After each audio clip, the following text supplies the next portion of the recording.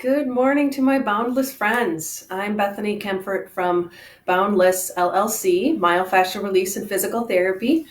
I am coming to you this morning to talk about taking care of your hip flexors. I chose this topic because I have not been very diligent in working on my hip flexors in the last few days, and I have a problem with one of my hips where it tends to lock up on me when I sit for a while. And anytime I'm not taking care to address that, that problem really starts to become worse again. So certain of us are going to have problems that we just have to do some self-care on a regular basis in order just to keep things at a manageable level. So let's talk just a little bit about hip flexors for those who may not be aware of what hip flexors are. So I've got my little skeleton man here. I'm going to come a little bit closer. And so hip flexors do just what we would think. They flex the hip. So they're responsible for that type of motion. But the other thing that hip flexors do is they help to connect our spine to our pelvis. So I'm just going to show you real quick where they run. They attach down here on this little inner part of the leg bone. And there's two parts of the hip flexor muscles. There's one part that we call the iliacus, okay? That comes from this leg bone up to the ilium part of our pelvis. So right in here. So that's why that's called the iliacus. And then we have another part that runs from down here, and then it runs all the way up here, and it ends up attaching into the front of the spine, actually into the discs in the front of the spine, all the way up to, I have heard that it goes all the way up to thoracic level 12. So those muscles actually come up and tie into the respiratory diaphragm and go through the respiratory diaphragm to tie into that last segment. So they're really pretty big muscles. And in addition to flexing the hip, the other role again is to stabilize and connect our spine to our pelvis. So anytime we have a reaction of tensing up and fear and getting ready to fight or flight, those are some of the first muscles that are going to tighten down because they're going to prepare our body for action. So for that reason, these muscles get a lot of action and they can be routinely tight. The other thing that makes these muscles routinely tight is that when we sit, those muscles are shortened. And how many of us, especially right now when our routines are all out of whack, how many of us do not spend too much time sitting? So then those muscles become selectively shortened. Together, I didn't say, that longer muscle is called the psoas. So some people will know it as the psoas as opposed to the hip flexors. And together they shorten the two up and call them the iliopsoas. So there's your vocabulary word for the day. But what I'm going to do today is I'm going to go over both some stretches as well as a self-care myofascial release technique that I find very helpful in doing this work. So in myofascial release, we look at stretching just a little bit different than traditional. In my years as doing traditional therapy, I would typically tell people, do your stretch for about 30 seconds and then, repeat that about 3 times so that we want to get a minimum of a minute worth of stretching. And now I look at having told people that and I feel like that's very inadequate. A minute of stretching is going to stretch the kind of the elastic components of our muscle and of our fascia.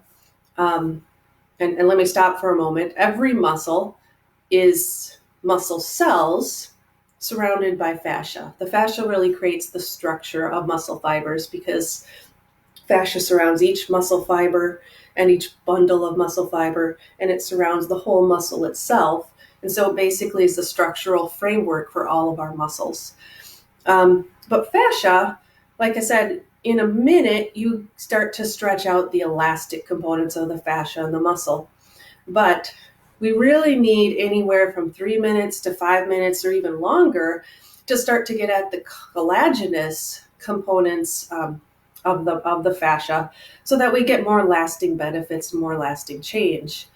And then also, when we start adding some compression into that, which is going to be the second part that I'm going to show you today, when we add compression into the fascial system, again, we need that 3 to 5 minutes to start to impact the collagenous part of fascia, but also to start to impact the fluid aspect of fascia.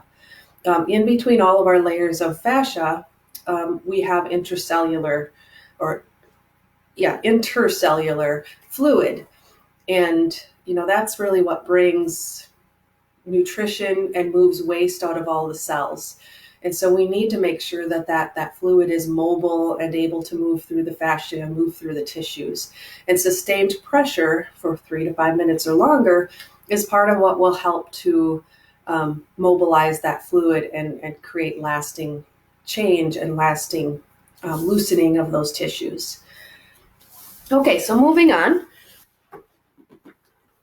We're going to talk a little bit then about stretching. And again, I'm not going to hold any of these for 3 to 5 minutes because I don't want for this video to end up half an hour long. But I am going to remind you that that's how long you're going to want to do this work. Okay? So the first stretch for this, I'm sorry, I don't quite have enough tall enough video. The first stretch most people would recognize if you've been in the gym. You're going to recognize doing this stretch where you're in this half kneeling position, and then you slide yourself forward. And if you go in the gym, you're going to see a lot of people doing crazy things. You're going to see people way down here stretching this out. You're going to see some people doing this, stretching this out. And a lot of that is just not necessary, and it's going to put strain elsewhere on your body. So I'm going to demonstrate this, but I'm going to demonstrate it in a position that those of you who can't kneel might be able to do it in this alternative way. So the alternative to kneeling is to do this with a chair, and I just have this back cushion, some kind of padding for your leg. Unless you have a padded chair, then you're set to go. The nice thing about a chair is it then doesn't require you to get down on the floor and kneel. You can pad your knee, and it also gives you something to hold on to. So you're going to put your leg on your padded spot on the chair.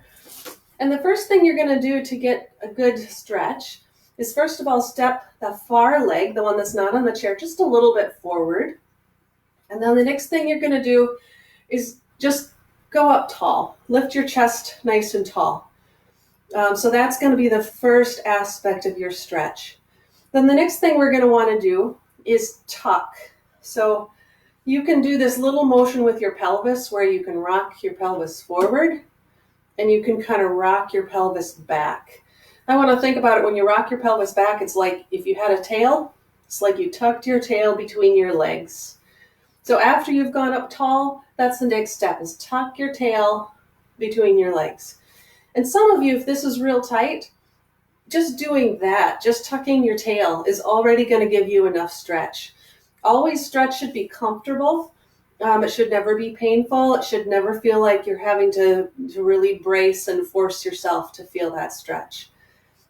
If you don't feel a whole lot of stretch here, the next thing that you could do would be to continue to stay up tall, continue to feel tucked, but now kind of glide your hips forward towards the front of the chair. And most people are going to already feel a pretty decent stretch at this point. Okay? Then once you're here, then you're just going to maintain this position for, again, that 3 to 5 minutes. And what you want to do during that time is think about telescoping your body. You know, the telescope idea is that you could take a telescope like that, those old-fashioned kind.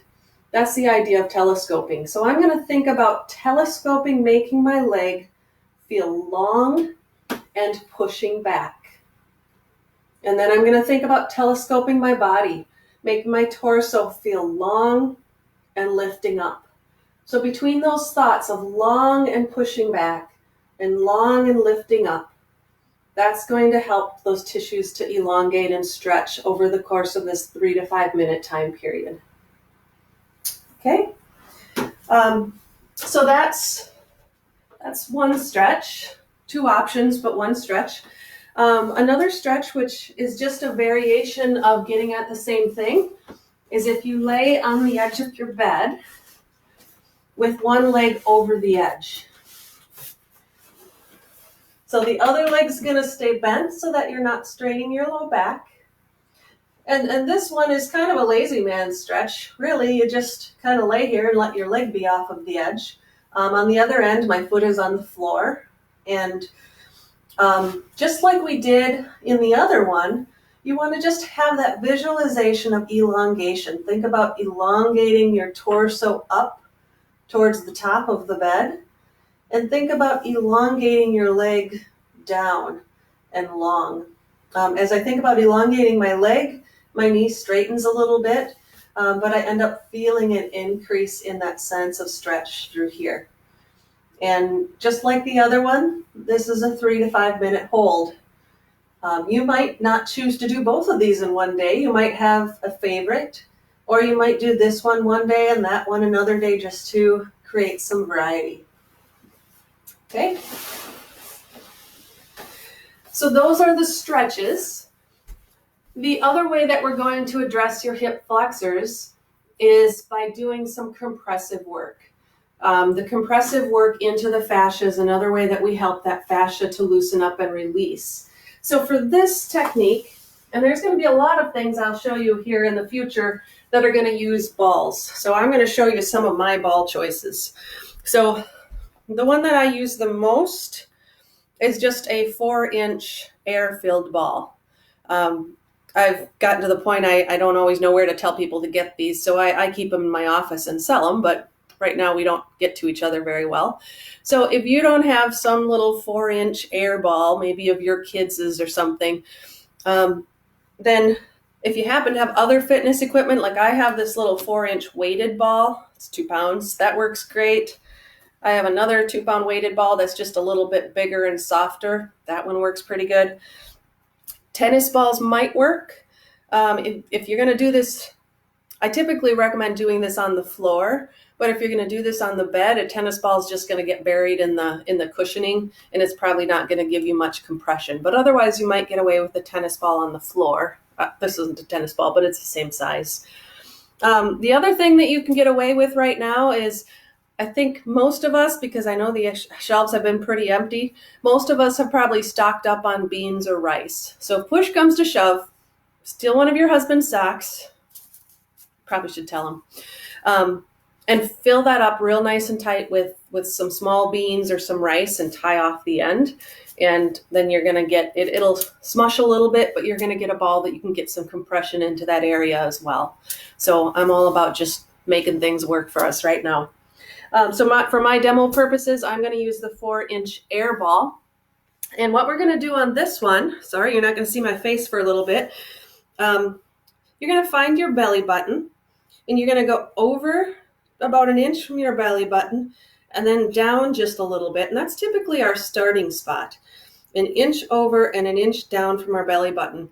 And you'll be on your stomach, and you can kind of move and roll a little bit and find where in this range between the front of your hip and even a little bit higher than the belly button, below the rib cage, you're going to find where in that area you feel tender. And when you feel that tender spot, then that's where you're going to stay and utilize that compression to start to loosen up those hip flexor muscles. And just realize as you do this, you don't want this to be so intense that you're bracing and holding your breath. That's very rarely going to do you any good. You're going to want to be able to try to soften and breathe. Breathe into this area and soften during your exhale. We talked about that yesterday. Breathing into this area and softening during your exhale. You want to have this mentality that you're able to kind of melt around the ball, or that the ball kind of melts into you. And what starts out fairly tender in the beginning oftentimes will be much softer and less tender by the time you're done.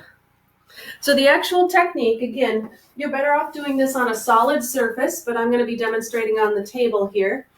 You're going to go on your side for starters, find your spot, and roll onto that ball. And realize this can be pretty intense if you are tight here. So if this is too intense, if you bring your leg out to the same side, that will take a little pressure off. And how you position your head either one way or the other might influence that just a little bit too. So you find where you need to be to feel like that you feel the tension, but that you can soften into it. So if this isn't too much pressure, you can straighten your legs. If that isn't too much pressure, take your other leg and bring that knee out to the side, and that will intensify the stretch just a little bit more. And this is just like the other stretches. You want to be here for 3 to 5 minutes, allowing yourself to soften over that ball. And you'll be surprised just how much this will loosen things up for you. And in most cases, we're tight on both sides. So you're probably going to want to do this on both sides fairly regularly. All right. I think that's all I'm going to throw at you for today. So I hope this all finds you healthy and hanging in there. And I will look forward to hopefully showing you some new ideas tomorrow. Have a great day.